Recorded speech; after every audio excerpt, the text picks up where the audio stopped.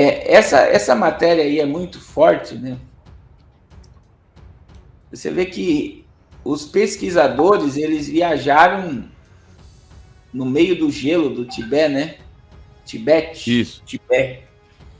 E aí eles foram buscar 30, acharam, né? 30 vírus, e mais de 20 são vírus que não existem. Exatamente. E aí você fica pensando, né, pastor Rodrigo, qual é a causa de eles irem atrás do problema? Porque, querendo ou não, eles estão criando o problema, né?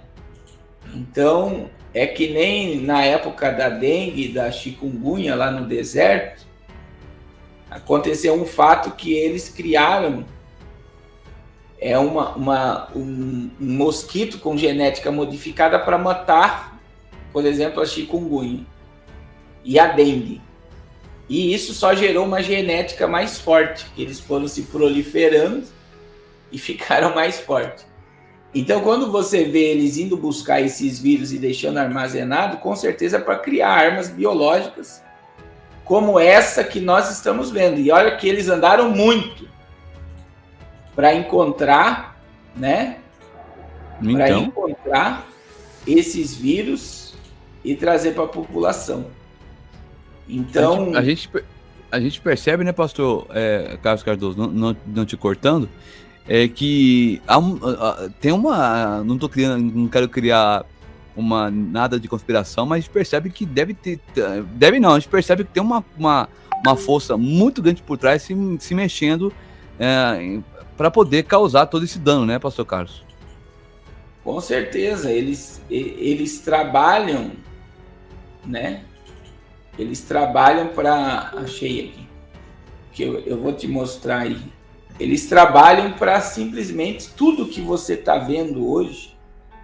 Você vê que eles trabalham de uma forma para prejudicar a população, para gerar diminuição da população, que ele não pode falar a palavra certa aqui, né?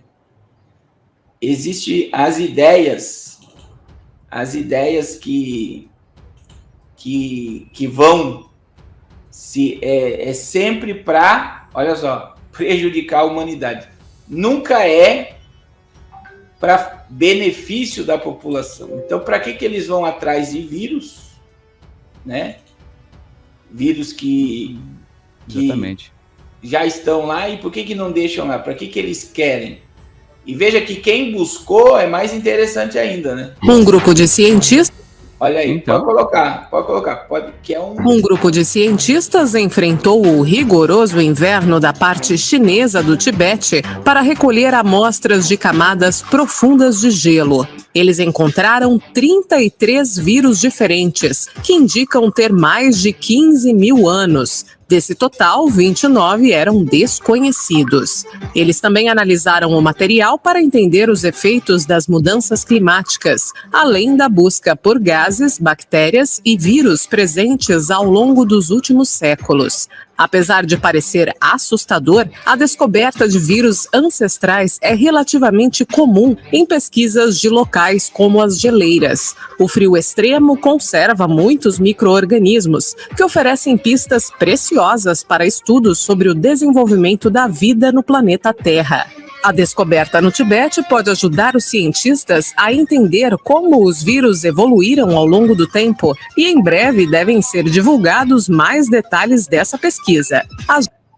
Olha aí. Então, eles vão armazenando armas para quê? Para prejudicar a população. Nunca é para beneficiar. Ah, não, nós vamos estudar a genética, vamos estudar tudo que está ocorrendo. Aí você vai ver, na realidade, eles estão criando um vírus. E nós estamos aí com muita gente falando também da varíola, né? A gente comentou antes. Foi, que varíola. Também está aí. É assustador, porque era uma enfermidade totalmente já não existia, e agora começa a surgir os casos de varíola. É algo assim... Parece que nós entramos na era pandêmica agora, né? E essa era pandêmica, ela traz muitas situações nesse âmbito de enfermidades que parece que a humanidade não vai conseguir curar. O que mais dói, pastor, nessa situação é você ver, eu estou tentando achar uma imagem aqui, é você ver o povo totalmente distante dessas verdades. E se você fala, você é criticado ainda por estar querendo alertar as pessoas. Então é muito mais confortável as pessoas ficar em silêncio, as pessoas levar uma vida sem se influenciar com tudo que está acontecendo à nossa volta. Eu soube de uma notícia, pastor Carlos Cardoso, que diz que deixaram cair um flasco, né, do vírus lá nos Estados Unidos. Nos Estados Unidos. Procede essa informação? Procede a informação, procede. Então, que olha só, era uma enfermidade erradicada, né? Erradicada. Então não existia mais focos, não existia mais. E agora o que nós estamos vendo? Ela volta a surgir no cenário aí. Então são enfermidades que são horríveis, né? Eu vi uma imagem hoje de como era, é muito horrível. Então, meus irmãos, tudo que nós estamos vendo agora, né, é uma agenda sendo colocada em prática e os governantes do mundo obedecendo cada detalhe dessa agenda. Cada detalhe. Olha aí a foto deles juntinho aí, ó. E quem não obedece é arrancado, né? Como foi o caso lá dos Estados Unidos, né? Sim. Quem não obedece... O sistema global... Pastor, eu falei esses dias na minha live, é bom pegar o seu público aqui e alertar. O Brasil tem 193... O mundo tem, né? 193 países. Só existe 8 países no mundo de direita. 8. E seria país... 8 países só? 8. Meu Deus, é muito pouco, hein? Então, os 185 países que são de esquerda, centro-esquerda, de esquerda, eles passam com o rolo compressor em cima dos de direita. Aí Taiwan é de direita e Ucrânia é de direita. Então, esses dois países, um está para ser atacado pelo Xing Ling, que é Taiwan, e o outro, eu vi pesquisa já que a Rússia quer invadir a Ucrânia com 100 mil soldados em janeiro. Então, veja bem, 2 países de direita vão ser atacados. Meu Deus. E só vai restar 6. E aí o próximo ano, 2021, é um ano eleitoral, né, de eleições. Então, eu vejo assim que o governo do anticristo, o espírito do anticristo está trabalhando muito na política para preparar o mundo. Então, veja bem, quando você estuda sobre o anticristo, vamos falar um pouco de Bíblia agora, só para nós concluir, né? Ainda tem um terremoto, viu, no Peru, e tem também um vulcão. Tem um vulcão. Vamos lá, mas só para o povo entender. Porque assim, tá certo. O governo do anticristo, ele não tem princípio nenhum e moral nenhuma, né? Existem 2 textos, por exemplo, sobre o anticristo. Deixa eu achar aqui. 2 textos, que ele é oposição total a Deus. Total. Então, veja bem, a característica do anticristo que está por trás de todo esse governo mundial. Daniel capítulo 11, versículo 37. Ele não terá respeito ao Deus de seus pais, e nem terá respeito ao amor de mulheres, e nem a Deus algum, porque sobre tudo se engrandecerá. Então veja bem, ele não terá respeito pelo amor de mulheres. Então o anticristo, ele faz parte dessa agenda ideológica. Então quando você estuda sobre esse personagem que vai governar o mundo, ele não vai ter afeto a mulheres. Isso quer dizer, então, que ele vai ter afeto a homens. Por quê? Porque o anticristo, ele é a oposição. É o que está lá. Agora vamos lá. 2 Tessalonicenses capítulo 2. Versículo 4. O capítulo 2 de 2 Tessalonicenses, ele é todo voltado ao anticristo. Todo voltado. Então, veja, o anticristo não vai ter respeito ao amor de mulheres. E nem a Deus algum, e porque sobre tudo se engrandecerá. Agora, 2 Tessalonicenses 2,4, a Bíblia diz sobre outra característica. O qual se opõe e se levanta contra tudo que se chama Deus ou se adora. De sorte que se assentará como Deus no templo de Deus, querendo parecer Deus. Então, veja bem, esse trono aqui é o trono em Jerusalém, é o trono de Davi, que o anticristo vai sentar como um falso Messias, né? E veja que além de ele se sentar no trono, no templo de Deus, querendo parecer Deus, ele se opõe e se levanta contra tudo que se chama Deus ou se adora. E o único movimento político que nós vemos que se enquadra nisso daqui, é o governo de esquerda mundial. Por exemplo, ontem teve um técnico que criticou aí o goleiro do Palmeiras, que fez o sinal da cruz quando ganhou o jogo. E ele comparou ele ao goleiro Bruno, que toda vez fazia o sinal da cruz. Quer dizer, por que incomodou? Porque ele fez um ato cristão em campo de futebol. E o que acontece? O espírito do anticristo é oposição total a Deus e a sua, tá dizendo, o qual se opõe e se levanta contra tudo o que se chama Deus ou se adora. Então, o anticristo, ele é contra todo o sistema de direita. Porque a direita, ela é mais conservadora, a direita preza pela família tradicional, a direita ainda tem alguns princípios morais. Agora, a esquerda, ela está totalmente vinculada ao governo do anticristo. Por quê? Porque o anticristo, ele vai se opor. Então, o que Deus criou? Deus criou macho e fêmea. E para Deus isso é uma família. O que o anticristo fez? Ele criou uma agenda ideológica e foi contra tudo que se chama Deus. Então, homem com homem, mulher com mulher, hoje é casal. Né? Por quê? Porque é contra. Aí vem a agenda ideológica para as crianças, oposição a Deus. Tudo que Deus preza, o anticristo vai desconstruindo na humanidade. Isso é tremendo. Então, o que nós temos que entender? Que o que está trabalhando nos bastidores mundiais da política é o próprio espírito do anticristo preparando as nações para receber o iníquo, que será adorado como um Deus de dentro de Israel. Isso daqui é muito importante que todos saibam, porque essa agenda ela está em andamento e ela está muito forte. Meu Deus. Então é o espírito do anticristo preparando o mundo para o governo do anticristo. E existe... Pode falar um pouquinho mais de Bíblia, pastor? Mas com certeza, com certeza.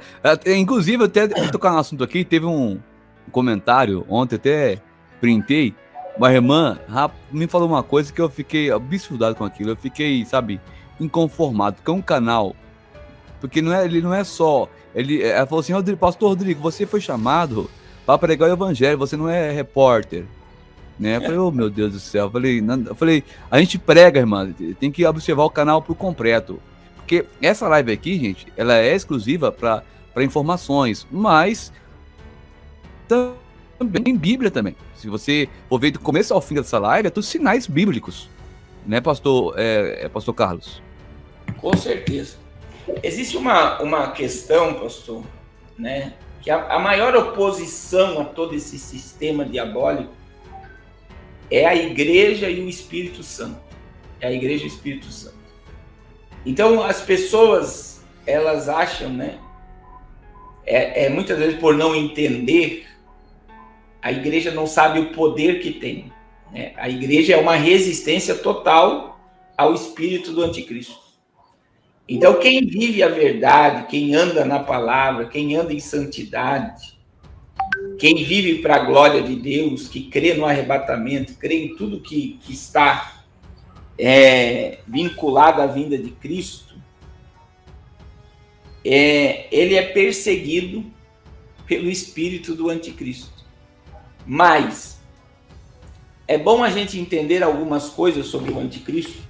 A primeira é o que está lá também, em 2 Tessalonicenses capítulo 2, agora o versículo 7 e 8. Só para vocês entenderem. O mundo está sendo preparado para o anticristo, só que o anticristo ele só vai governar após a igreja sair. É muito interessante que as pessoas elas assimilem isso pela Bíblia Sagrada. Então veja bem, 2 Tessalonicenses capítulo 2, versículos 7 e 8, fala do poder da igreja de resistir ao anticristo, né? Olha aí, isso daí é uma realidade, porque já o ministério da injustiça opera. Vamos só parar aqui um pouco. Irmãos, tudo que nós estamos vendo é injusto. Ou existe atos de justiça hoje? Nós estamos vendo a injustiça operar no mundo. Então nós estamos vendo a mentira se transformar em verdade. Pessoas que falam verdades são prejudicadas pelo ministério da injustiça. E veja que isso é uma realidade. Quem pratica o bem, quem tem caráter, quem tem vida com Deus, ele é perseguido por essa sociedade. Por quê? Porque o ministério da injustiça opera. Aí as pessoas olham, vamos olhar só um pouquinho aqui de política. O Lula ficou preso um par de anos aí, totalmente incriminado, e agora eles tiraram todos os crimes dele. O que é isso? É justiça ou injustiça? É injustiça. Não é, pastor? Então, veja bem, como outros, né, que o Supremo teve um traficante do PCC, que o ministro foi lá e autorizou a soltura dele, ele desapareceu, ele sumiu. Então, veja bem, injustiça. A Suprema Corte do Brasil não permite que a polícia suba os morros do Rio de Janeiro.